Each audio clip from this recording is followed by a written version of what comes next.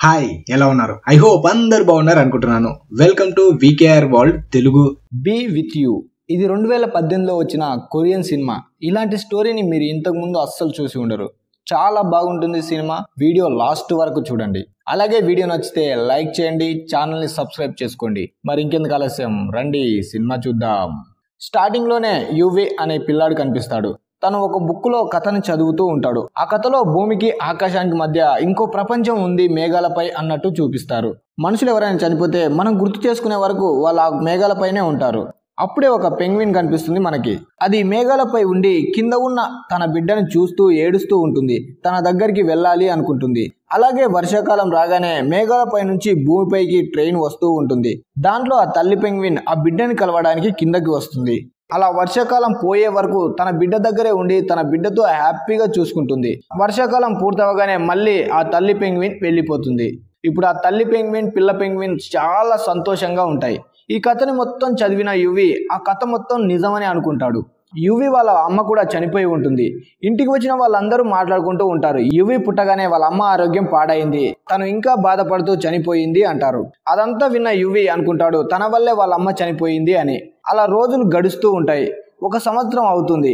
UV వాళ్ళ అమ్మని చాలా మిస్ అవుతూ ఉంటాడు. రోజు రాత్రులు వాళ్ళ అమ్మ గుర్తుకు వచ్చి వాళ్ళ అమ్మ కబోర్డ్లో తన బట్టలపై పడుకుంటాడు. తర్వాత మార్నింగ్ యువి వాళ్ళ నాన్న మైక్ కనిపిస్తాడు. తను బ్రేక్ఫాస్ట్ రెడీ చేసి అలా యువి రూమ్కి వెళ్ళి చూస్తే యువి కనిపించడు. అప్పుడే మైక్కి అర్థమవుతుంది యువి వాళ్ళ అమ్మ కబోర్డ్లో పడుకున్నాడు అని. వెంటనే వెళ్ళి యువిని బయటికి తీసుకువస్తాడు. యువి బయటికి రాగానే టీవీలో న్యూస్ వస్తూ ఉంటాయి, కొన్ని రోజుల్లో వర్షాకాలం స్టార్ట్ అవ్వబోతుంది అని. అప్పుడే యువి వాళ్ళ నాన్న దగ్గరికి వెళ్తాడు. హ్యాపీగా వాళ్ళ నాన్నతో ప్రతి సంవత్సరం వర్షం పడుతూ ఉంటాయా అంటాడు. దానికి మైక్, అవును, ప్రతి సంవత్సరం వర్షాకాలం వస్తుంది పోతుంది అంటాడు. ఇదంతా నీకెందుకు అంటాడు. దానికి యువి, వర్షం వచ్చినప్పుడు అమ్మ మళ్ళీ తిరిగి వస్తుంది అంటాడు. అది వినగానే మైక్ కొంచెం అర్థం కానట్టు ఉంటాడు. కానీ కొడుకుని బాధ పెట్టకూడదని చూద్దాం ఏం జరుగుతుందో అంటాడు. దానికి యువి, అమ్మ అన్నమాట ఎప్పుడు తప్పదు, అలాగే బుక్లో కూడా రాసి ఉంది అంటాడు. అప్పుడు మైక్ ఏ సమాధానం చెప్పాడు. తర్వాత యువి స్కూల్ కోసం రెడీ అవుతాడు. మైక్ యువిని స్కూల్లో వదిలేయడానికి వెళ్తాడు. యువి స్కూల్లో ఒక రేస్ జరుగుతూ ఉంటుంది. అక్కడ పిల్లలు వాళ్ళ నాన్నతో కలిసి పరిగెట్టాల్సి ఉంటుంది. అలాగే మైక్ కూడా యువితో కలిసి పరిగెడతాడు. అలా రేస్ స్టార్ట్ అయ్యాక ఎన్ లైన్ దగ్గరలో మైక్ కళ్ళు తిరిగి కింద పడిపోతాడు. వాళ్ళ నాన్న కింద పడిపోగానే యువి తన దగ్గరికి వస్తాడు. చాలా భయపడతాడు. అలా సాయంత్రం అయ్యాక వాళ్ళిద్దరు ఇంటికి వెళ్తూ ఉంటారు. అప్పుడే యువి మైక్తో, మనం తొందరగా ఇంటికి వెళ్ళి బ్లాంకెట్స్ ఉతుక్కోవాలి, వర్షం పడబోతుంది, వర్షం పడ్డప్పుడు మనకు బ్లాంకెట్స్ అవసరం వస్తుంది కదా అంటాడు. నెక్స్ట్ డే మార్నింగ్ యువి లేచి బయటకు చూస్తాడు. బయట వర్షం పడుతూ ఉంటుంది. వెంటనే వాళ్ళ నాన్న నిద్ర లేపి రెయిన్ కోట్ వేసుకుని బయటకు పరిగెట్టుకుంటూ వెళ్తాడు. వాళ్ళ నాన్న కూడా తన వెనకే వెళ్తూ ఉంటాడు. యువి డైరెక్ట్గా రైల్వే స్టేషన్కి వెళ్తాడు. ఎందుకంటే ఆ బుక్లో చదివినప్పుడు ఆ కథలో తల్లి పెంగ్విన్ కూడా ట్రైన్లోనే వచ్చి ఉంటుంది తన బిడ్డని కలవడానికి. అలా వాళ్ళ అమ్మ కూడా వస్తుంది అనుకుంటాడు. అలా యువి వాళ్ళ నాన్నతో కలిసి ఆ రైల్వే స్టేషన్లోనే చాలాసేపు వెయిట్ చేస్తాడు. అప్పుడు మైక్ కొడుకుకి సర్ది చెప్పాలి అని చూస్తాడు. కానీ యువి ఏమీ వినడు. అమ్మ నా కోసం తప్పకుండా వస్తుంది అంటాడు. తర్వాత మైక్ యువిని ఎత్తుకొని అక్కడి నుంచి వెళ్ళిపోతూ ఉంటాడు. కానీ యువికి మాత్రం ఇంటికి వెళ్ళాలి అని ఉండదు. అందుకే నన్ను కిందికి దింపే, నేను అమ్మ దగ్గరికి వెళ్తాను అంటాడు. కానీ మైక్ మాత్రం ఇలా వెయిట్ చేయడం వల్ల ఏం లాభం ఉండదు అని అలా ఇద్దరు ఇంటికి వెళ్తూ ఉంటారు. అలా ఒక టన్నల్లోకి వెళ్తారు. అప్పుడే మైక్కి అక్కడ దూరంగా ఎవరో ఉన్నట్టు కనిపిస్తుంది. అక్కడ చూడగానే యువికి అర్థమవుతుంది తనే వాళ్ళ అమ్మ అని. పరిగెట్టుకుంటూ తన దగ్గరికి వెళ్తాడు. మైక్ చూసి షాక్ అవుతాడు. ఎదురుగా ఉన్నది చనిపోయిన తన వైఫ్ అని. యువి మాత్రం చాలా హ్యాపీగా ఫీల్ అవుతాడు వాళ్ళ అమ్మని చూసి. అమ్మ అని పిలుస్తాడు. కానీ ఆ అమ్మాయి యువిని గుర్తుపట్టదు. తను నువ్వు ఎవ్వరు అంటుంది. దానికి యువి, నేను నీ కొడుకుని అంటాడు. మైక్కి మాత్రం ఏమీ అర్థం కాదు. అసలు ఈ అమ్మాయి ఎవరు, అసలు ఏం జరుగుతుంది అని. ఆ అమ్మాయికి తన గురించి కూడా ఏమీ తెలిసి ఉండదు. తర్వాత యువి ఆ అమ్మాయిని తనతో పాటు ఇంటికి తీసుకొని వస్తాడు. ఇంటికి రాగానే యువి ఫొటోస్ మొత్తం చూపిస్తూ చెబుతూ ఉంటాడు. తను చనిపోయిన విషయం కూడా చెప్తాడు. అప్పుడే మైక్ యువిని పక్కకు తీసుకువెళ్తాడు. మన అమ్మకి ఇలా అన్నీ చెప్పకూడదు, తనకంతా గుర్తుకు వస్తే మళ్ళీ మనని వదిలేసి వెళ్ళిపోతుంది అంటాడు.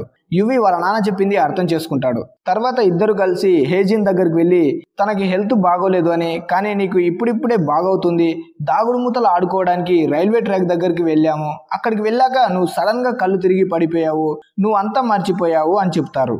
అదంతా విన్నాక హేజిన్ కొంచెం భయపడుతుంది. కానీ వాళ్ళు చెప్పింది నమ్ముతుంది.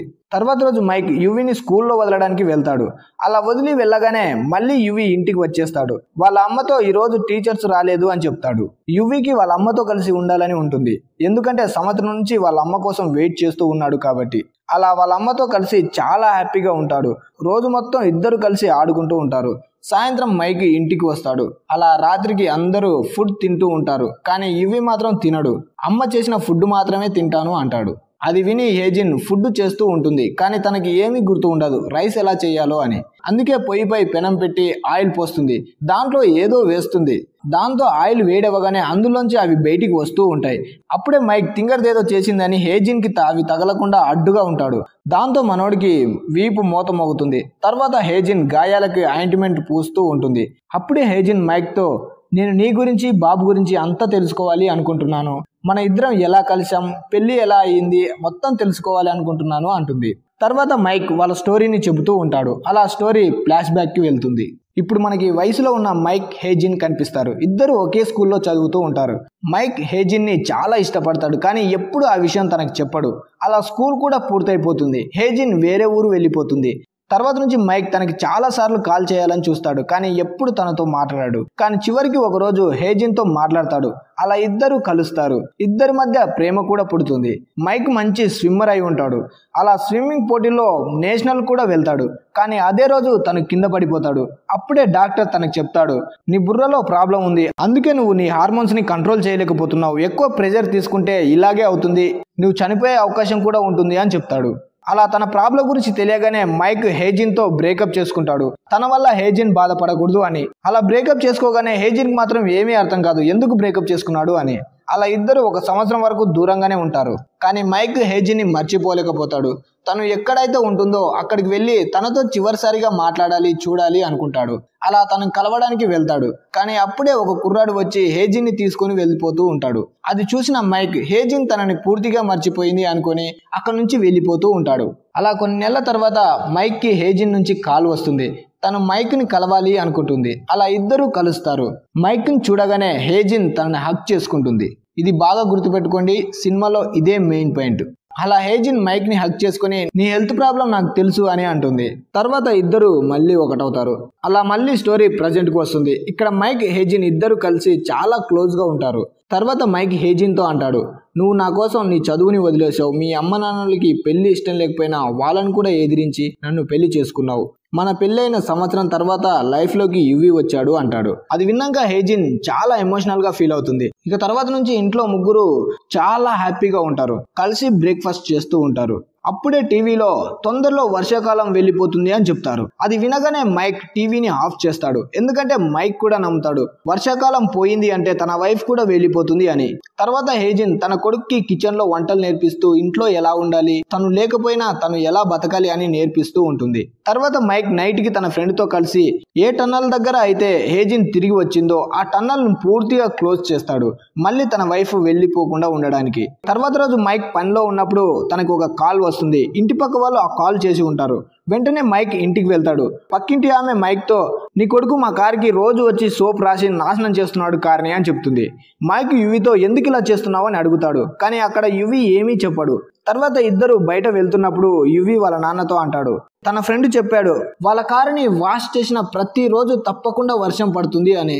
అందుకే నేను రోజు వాళ్ళ కారుకి సోప్ రాస్తున్నా, రోజు వర్షం పడాలి అని. ఆ వర్షం పడితే ఎప్పుడు అమ్మ మనతోనే ఉంటుంది కదా అని ఏడుస్తూ ఉంటాడు. అది చూసి మైక్ కూడా చాలా బాధపడతాడు. తర్వాత హేజిన్ ఒక బేకరీకి వెళ్తుంది. అది మైక్ ఫ్రెండ్ అయి ఉంటుంది. యువి బర్త్డేకి కేక్ తీసుకురావడానికి వెళ్తుంది అక్కడికి. తర్వాత మైక్ తను క్లోజ్ చేసిన టన్నల్ దగ్గరికి వెళ్తాడు. కానీ అక్కడ మళ్ళీ టన్నల్ ఓపెన్ అయి ఉంటుంది.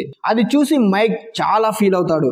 తర్వాత ఇంటికి వచ్చాక యువి బర్త్డేని మైక్, హేజిన్ సెలబ్రేట్ చేస్తారు. అందరూ చాలా హ్యాపీగా ఉంటారు. నెక్స్ట్ హేజిన్ యువి స్కూల్కు వెళ్తూ ఉంటుంది. అలా బయటికి రాగానే వర్షం పడటం ఆగిపోతుంది. ఆకాశంలో కూడా మేఘాలు ఉండవు, ఎందుకంటే పూర్తిగా వర్షాకాలం పోయి ఉంటుంది. అలా యువి స్కూల్కి వెళ్తుంది హేజిన్. అక్కడ పిల్లలు మొత్తం వాళ్ళ కెరియర్లో ఏమేమి అవుతారో మొత్తం స్పీచ్ ఇస్తూ ఉంటారు. తర్వాత యువి వంతు వస్తుంది. అప్పుడు తను వాళ్ళ అమ్మ చెప్పిన విషయాలు మొత్తం చెబుతూ ఉంటాడు. ఇంట్లో పని ఎలా చేయాలి, ఎలా ఉండాలి అని మొత్తం చెబుతూ ఉంటాడు. వాళ్ళ అమ్మపై ఎంత ప్రేమ ఉందో మొత్తం బయట పెడతాడు. అక్కడ ఉన్న వాళ్ళందరూ చూసి చప్పట్లు కొడుతూ ఉంటారు. హేజిన్ కూడా అది విని చాలా ఎమోషనల్ అవుతుంది. అలా అక్కడ నుంచి వెళ్ళిపోతుంది. తర్వాత యువి ఇంటికి పరిగెట్టుకుంటూ వస్తాడు. ఇంట్లో వాళ్ళ అమ్మ కనిపించదు. వాళ్ళ అమ్మ ఆ టన్నల్ దగ్గరికి వెళ్ళి ఉంటుంది అనుకుంటాడు. అలా పరిగెత్తుకుంటూ అక్కడికి వెళ్తూ ఉంటాడు. టన్నల్ దగ్గర హేజిన్ వెళ్తూ ఉంటుంది. తన వెనకే పరిగెట్టుకుంటూ వెళ్తాడు యువి. తర్వాత ఇక్కడ మైక్ స్విమ్మింగ్ పూల్లో పడ్డ ఒకరిని కాపాడతాడు. అలా తను కూడా కింద పడిపోతాడు. అలా తనని అంబులెన్స్ లో తీసుకొని వెళ్తూ ఉంటారు అక్కడ ఉన్న స్టాఫ్. అప్పుడే తనకి హేజిన్ గుర్తుకు వచ్చి వెంటనే టనల్ దగ్గరికి పరిగెట్టుకుంటూ వస్తాడు. ఇక్కడ యువి వాళ్ళ అమ్మని పట్టుకొని నువ్వు నన్ను వదిలేసి వెళ్ళిపోతున్నావా అంటాడు. దానికి హేజిన్ నేను వెళ్ళిపోయే టైం వచ్చింది అంటుంది. అప్పుడే యువి హేజిన్తో అంటాడు, మన వాళ్ళు మొత్తం అనుకుంటున్నారు నేను పుట్టడం వల్లే నువ్వు చనిపోయావంట కదా అంటాడు. దానికి హేజిన్ ఎప్పుడు అలా ఆలోచించకు, ఇందులో నీ తప్పేం లేదు అని ఏడుస్తూ ఉంటుంది. నా లైఫ్లో నాకున్న హ్యాపీ మూమెంట్ ఏదైనా ఉందంటే అది నువ్వు పుట్టడం వల్లే వచ్చింది అంటుంది. అప్పుడే మైక్ కూడా అక్కడికి వస్తాడు.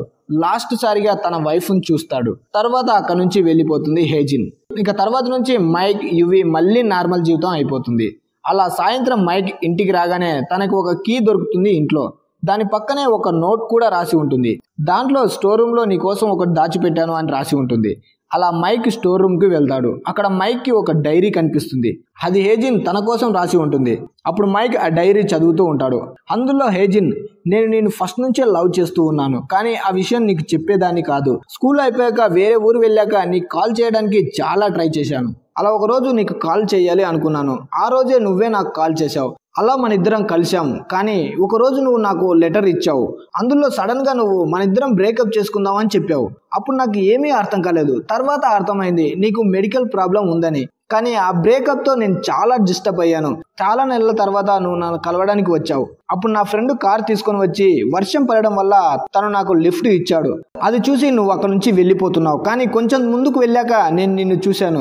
పరిగెట్టుకుంటూ నీ వెనకే నీ దగ్గరికి వస్తున్నాను. కానీ అప్పుడే సడన్గా నాకు యాక్సిడెంట్ అయ్యింది. ఆ యాక్సిడెంట్ తర్వాత నేను కళ్ళు తెరిచి చూస్తే అప్పుడే నేను ఈ టన్నల్ దగ్గర ఉన్నాను. నేను 8 సంవత్సరాల ముందుకు వచ్చేసాను. స్టార్టింగ్లో నేను నిన్ను యువిని చూసినప్పుడు నాకు ఏమీ అర్థం కాలేదు. కానీ తర్వాత కొంచెం కొంచెంగా మొత్తం అర్థమైంది అని రాసి ఉంటుంది. తర్వాత కోమాలో ఉన్న హేజిన్ కనిపిస్తుంది. తను మెలకువలోకి వస్తుంది. తను కోమాలో ఉండి 8 సంవత్సరాల ముందుకు వెళ్ళి ఉంటుంది. అలా మెలకు వచ్చాక హేజిన్కి అనిపిస్తుంది ఇదంతా తన కళ అని. తర్వాత హేజిన్ తన కళలో వచ్చిన ప్లేస్లకి అన్నిటికీ వెళ్తుంది. అక్కడ మొత్తం చూస్తూ ఉంటుంది. అప్పుడే తనకు అనిపిస్తుంది ఇది కళ కాదు, నేను టైం ట్రావెల్ చేశాను అని. తను 8 సంవత్సరాల ముందుకు వెళ్ళి భవిష్యత్తును చూసి వచ్చాను అనుకుంటుంది. తనకి మొత్తం అర్థం అవుతుంది తను మైక్ని పెళ్లి చేసుకుంటే 8 సంవత్సరాల తర్వాత తను తప్పకుండా చనిపోతాను అని. వేరే వాళ్ళని పెళ్లి చేసుకుంటే ఎక్కువ కాలం బతకొచ్చు అనుకుంటుంది. కానీ భవిష్యత్తులో తన కోసం తన భర్త మైక్, కొడుకు యువి వెయిట్ చేస్తున్నారు అనుకుంటుంది. ఎన్ని సంవత్సరాలు బతికినా సరే వాళ్ళతోనే అనుకుని పరిగెట్టుకుంటూ వచ్చి మైక్ ని హక్ చేసుకుంటుంది. ఏదేమైనా మనం కలిసే ఉందాము అంటుంది. సేమ్ ఇలాగే ఇద్దరు బ్రేకప్ అయిన తర్వాత ఫస్ట్ టైం కలిశారు. నేను చెప్పాను కదా గుర్తుపెట్టుకోమని, ఇదే. అలా మైక్ డైరీ మొత్తం చదువుతాడు. లాస్ట్ లో రాసి ఉంటుంది నేను మీతో ఈ 8 సంవత్సరాల జీవితంలో 100 ఏళ్ళు గడిపాను, అది చాలు నాకు అని రాసి ఉంటుంది. తర్వాత మైక్ ఫ్రెండ్ తన బేకరీ నుంచి కేక్ తీసుకుని వస్తాడు. ఏజీనే తనకు చెప్పి ఉంటుంది ప్రతి సంవత్సరం ఒక కేక్ గ్రీటింగ్ ని తన తరపున యువికి ఇవ్వమని. అలా గ్రీటింగ్ చూసిన యువి చాలా హ్యాపీగా ఫీల్ అవుతాడు. వాళ్ళ అమ్మనే వచ్చి ఇచ్చింది అన్నట్టు. అప్పుడే యువి తనలో తను అనుకుంటూ వాళ్ళ అమ్మకు చెబుతూ ఉంటాడు నేను నీకు ఇచ్చిన మాటని నిలబెట్టుకుంటాను, నాన్నని బాగా చూసుకుంటాను, నేను మంచిగా ఉంటాను అంటాడు. అలా మూవీ ముగుస్తుంది. మరి ఈ మూవీ మీకు ఎలా అనిపించిందో కింద కామెంట్ చేయండి. అలాగే వీడియో నచ్చితే లైక్, షేర్, సబ్స్క్రైబ్ తప్పకుండా చేయండి. Thanks for watching.